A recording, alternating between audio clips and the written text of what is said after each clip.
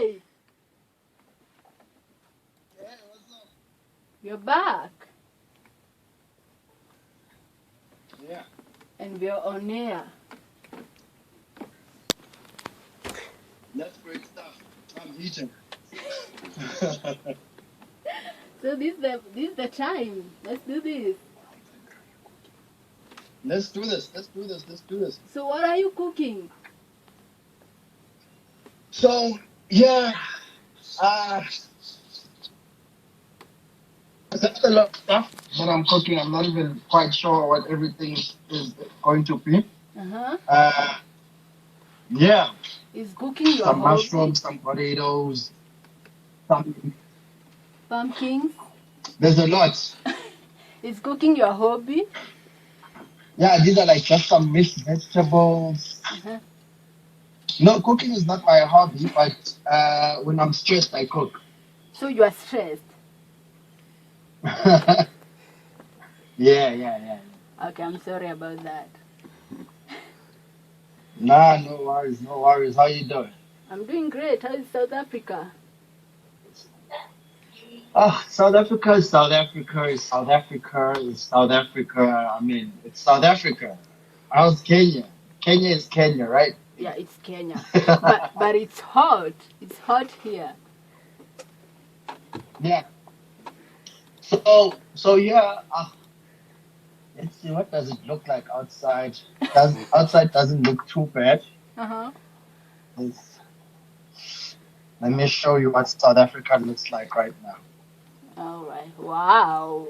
It's the view from my house. Wow. It's beautiful. Yeah. So it's a bit grey today. We've had a bit of rain-ish, couple of drops. Mm-hmm. But all in all, it's all good. Yeah.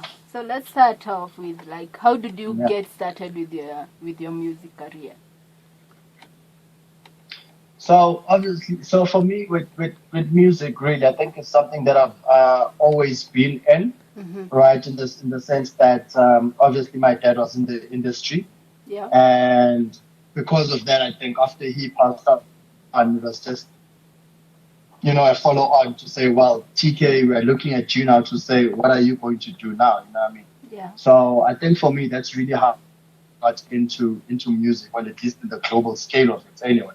Mm-hmm. So yeah, that's me in music, you know. And who are your influences? You still eating? Influences, come on. No, so my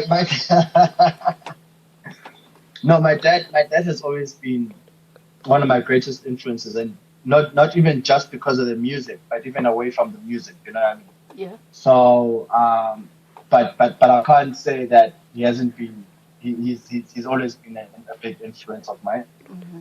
and I think, as ironic as it might sound, uh, I've got other influences outside of reggae. Mm-hmm. You know what I mean? So if you look at someone like Tupac,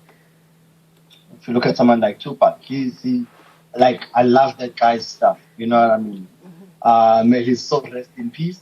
But if you listen to the messages that are in both of their music, you realize it's a fight for the same thing. Yeah. You know what I mean? It's just a separate genre. Obviously, the other genre is a bit more. It's not friendly. It's not child friendly. You know what I mean? Yeah. It's a bit more for both. But if you actually just listen to the message and you listen to the type of things that they speak about, it's really the same fight that they're talking about. So he's also always been like one of my biggest influences, if I can call it that. Yeah. So let's talk about your song Empress with Dr. Olu something. Olu? Dr. Oluganda. Oh, exactly, Dr. Dr. Oluganda, yeah. So what's the message behind that song? It's about a girl. Is that what you think? Do you think it's about a woman? Well, it's called an Empress. Empress is a woman, like, it's a woman. What do you think it's about? Come, tell me. It's like more of Yeah. love for a woman, kinda. Is it? No, definitely. Yes, definitely, definitely. So I think women are not given enough credit, for the role that they play in our lives. There's times when we as guys we are down, and it's like, oh, they will lift you up and say, no, look, you can do this. She's the one that's got your back, Yep. basically.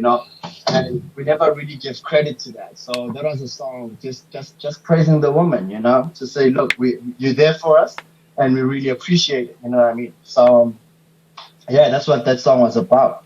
And I love that song. Thanks for doing that. I'm a woman. Do you? Yeah, I do. So, And you have been working with your dad's band. Yeah, yeah, yeah, yeah. How has it been for you? It's been difficult. It's been difficult. I'll tell you why. Mm-hmm. Those guys are so meticulous. You know what I mean? Because they worked with my dad, and I think my dad was some kind of perfectionist. Yeah. So they've also been in that, and they've been in the music industry for so long that Yeah. when you say something on the microphone, they'll all just look at you like, nah, don't do that. That's not how. This is how it is. You know what I mean? And it's so weird. It's just so crazy. But I mean, for the most part, I've really enjoyed it. I've really enjoyed it for the most part. Um, I think I've learned quite a lot from them. Yeah. And every time we engage, I think I just learn more and more and more. They've always got something to teach me. But I think one part that I've really enjoyed with them is the things that they tell me about my father. Certain things that I wouldn't have known. Like Yeah. things that happen when they're on tour or something like that.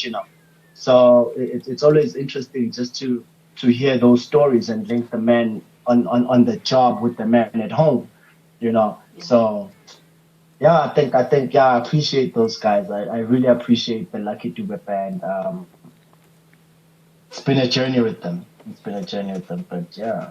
Yeah, cause I think you have a nice connection with that song. The tribute you did is such a sweet Yeah, yeah, song. yeah. Yeah. Oh, you heard that as well. Yeah. No. Yeah, it's so sweet. mm, Yeah. No, you've done your homework. Yeah, I have. I'm a big fan. Thank you. So there is this new technology coming up, the sound technology. in terms of production. Yeah, how do you think it's affecting the reggae industry?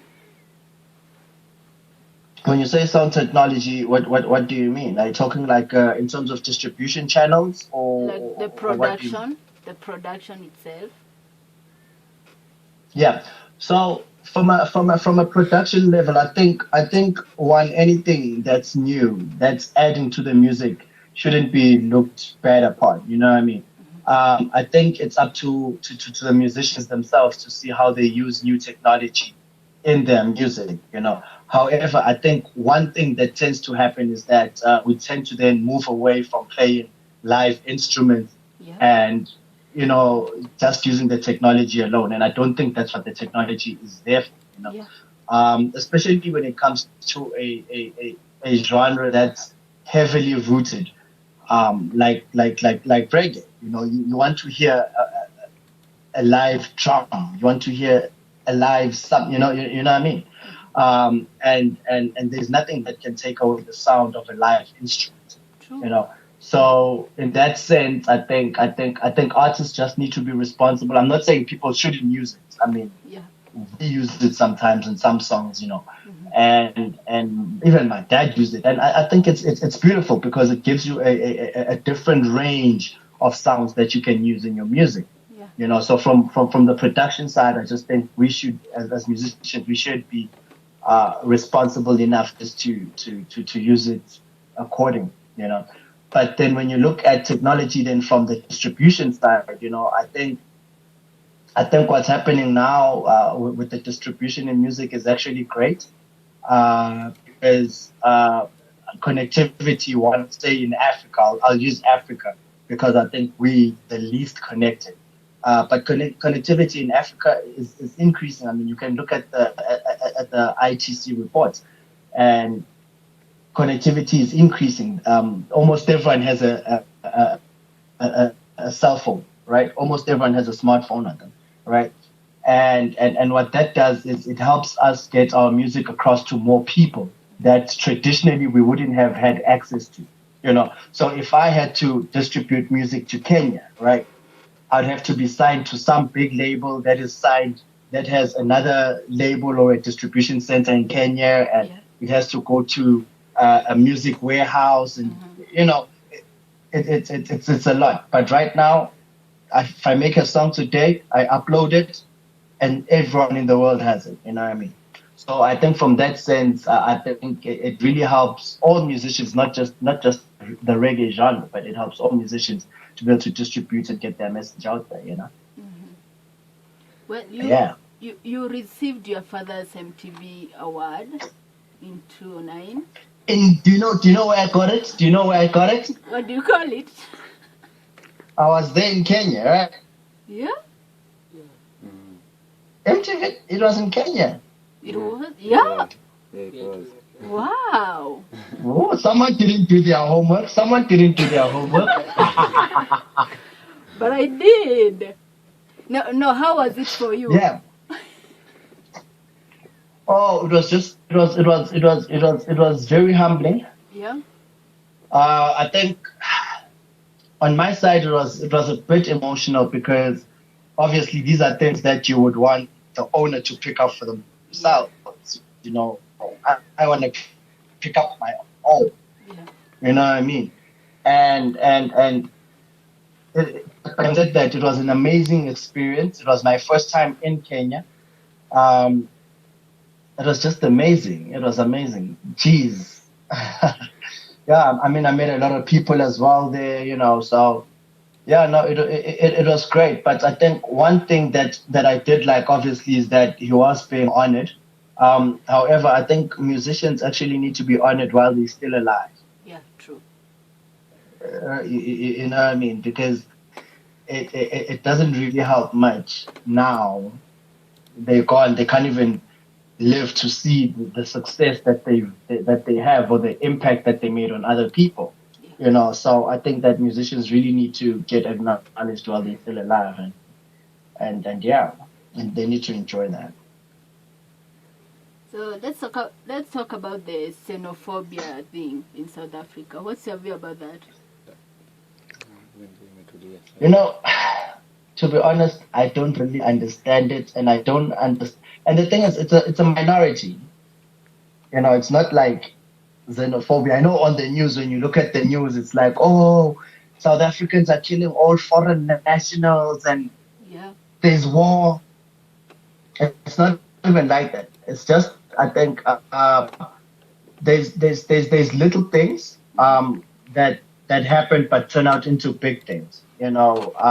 Unfortunately, I'd say that a lot of the time what happens is maybe one guy who's a foreign national will be on the wrong side of the community. Maybe they'll commit a small crime or a crime or whatever it is, and they're on the wrong side of the community. And the community will just say, you know what, it's all foreigners. And now you are walking down the street as a foreign national, and now you're in trouble and you don't even know why. You know what I mean? And personally, I've never engaged in such, and I really don't condone such. I mean, at the end of the day, we need to realize that borders in Africa, we need to understand who came up with borders, right? Look, we're all human, regardless, black, white, South African, Kenyan, Zambian, whatever. We're all human at the end of the day, and we need to value human life a bit more than we do right now. I don't think we value human life at all. So yeah, during those times of the whole xenophobic things, it was really an uncomfortable time. It was an uncomfortable time for me. Um, and just to when you try to understand where these things stem from, it's from little things. It's one individual, and you like, guys, this could have just been dealt with the cops. You could have taken this guy to jail or whatever the case might be. then it blows up something big. And it's unfortunate because the rest of us now that travel, you go into Africa now, and you go into the rest of the continent, and people are looking at you like, you from South Africa, right? We know what's happening down there, and it's like, but guys, we're all human. Let's just chill. Yeah. But yeah, it's terrible. Yeah. And you know what we say in Kenya? My connection. You know what we say that in Kenya? I thought my dreads are longer than yours. What? Your dreadlocks. I know. Yeah, mine are shorter. They are so short. So we say that in Kenya, like vitu kwa ground is different, meaning that things in the uko kwa ground. The situation on the ground is different. The what? We say it in Kenya like vitu kwa ground ni different, right? Mm-hmm. Meaning which means the situations down there on the ground are different.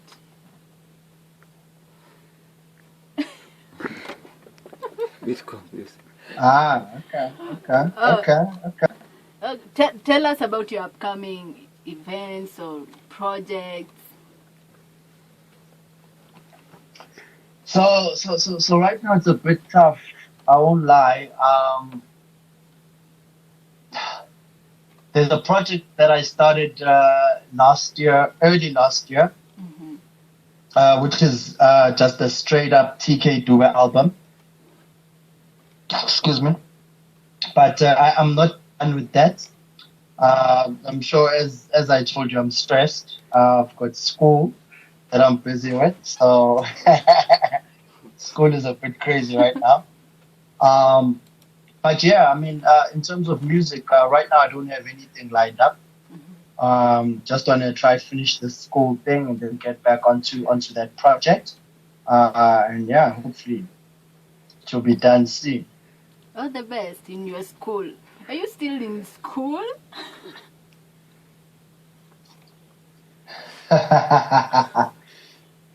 It depends. Yeah. Yeah, no, I'm doing my MBA, my Master's in Business Administration. Ooh, okay.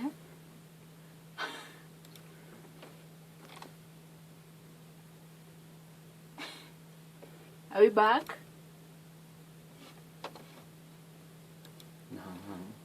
Can you hear me?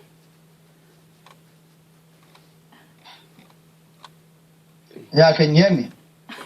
Yeah, I can hear you. When are you coming to Kenya? Sorry? When are you coming to Kenya? I'm not sure, but MC Sharon is supposed to call me out to come there. MC? Sharon.